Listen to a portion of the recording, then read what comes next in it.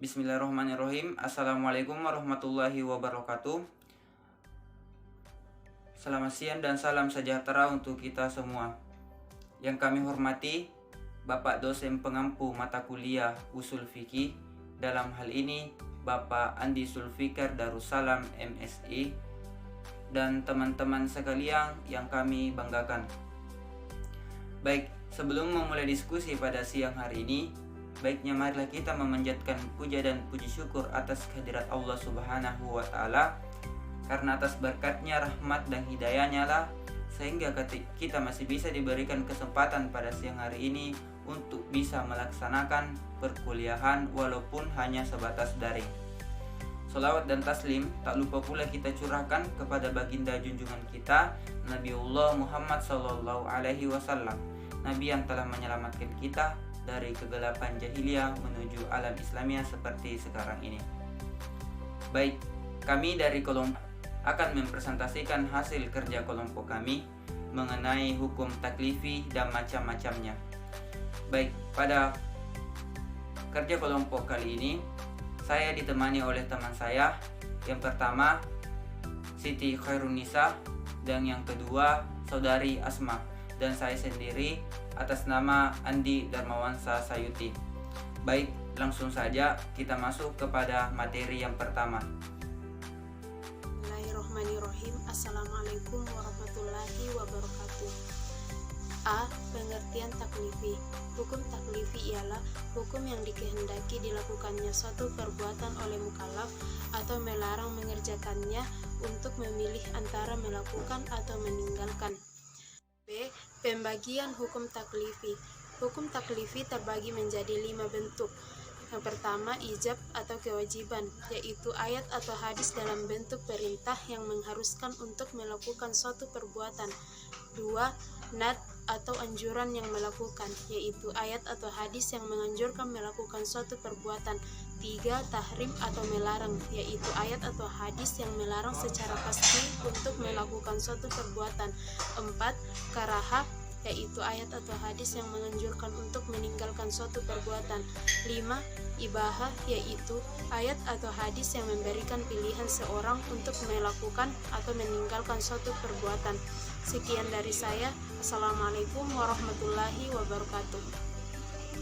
Baik, itulah tadi materi yang telah dipaparkan oleh Saudari Siti Khairunisa. Selanjutnya kita beralih ke materi yang akan dipaparkan oleh Saudari Asma. Kepadanya saya persilahkan. Yang bagian yang dituntut dikerjakan ada 2. Yang pertama wajib, yang kedua sunnah. Adapun definisi wajib menurut Syiah adalah sesuatu yang dituntut oleh syariat untuk dikerjakan oleh mukallaf secara pasti, yakni tuntutan itu bersamaan dengan sesuatu yang menunjukkan sesuatu untuk berbuat. Sedangkan definisi sunnah yaitu tuntutan yang melaksanakan suatu perbuatan yang bersifat memaksa, melainkan sebagai anjuran sehingga seseorang tidak dilarang untuk meninggalkannya. Nah, yang dituntut untuk tidak dikerjakan ada 2, yakni haram dan makruh.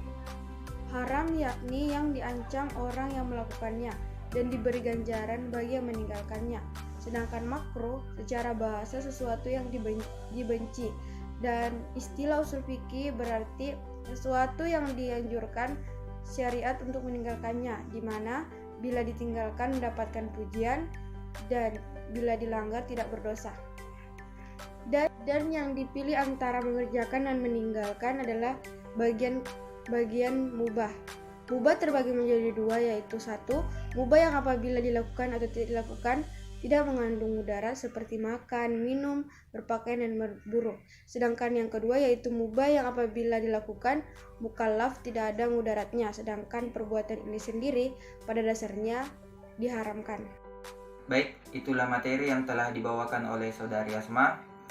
Dari apa yang telah disampaikan oleh kedua pemateri tadi, dapat saya ambil kesimpulan bahwa hukum taklifi adalah sesuatu yang menuntut suatu pengerjaan dari mukallaf atau menuntut untuk berbuat atau memberikan pilihan kepadanya antara melakukan dan meninggalkannya. Nah, macam-macam hukum taklifi menurut jumhur ulama usul fikih. Yang pertama adalah ijab, yang kedua adalah nadab, yang ketiga ibaha, yang keempat karaha, dan yang kelima adalah tahrim. Sedangkan pembagian taklifi ada dua. Yang dituntut untuk dikerjakan adalah wajib dan sunnah. Sedangkan yang dituntut untuk tidak dikerjakan adalah haram dan makruh. Nah, yang dituntut untuk dikerjakan di antara keduanya adalah mubah. Apabila dilaksanakan mendapat pahala, dan apabila tidak dilaksanakan tidak juga merugikan. Sekian presentasi dari kelompok kami. Apabila ada kesalahan kata, itu datangnya dari kelompok kami, dan apabila ada kebenaran kata, itu datangnya dari Allah Subhanahu wa Ta'ala. Dan saya akhiri dengan ucapan Assalamualaikum warahmatullahi wabarakatuh.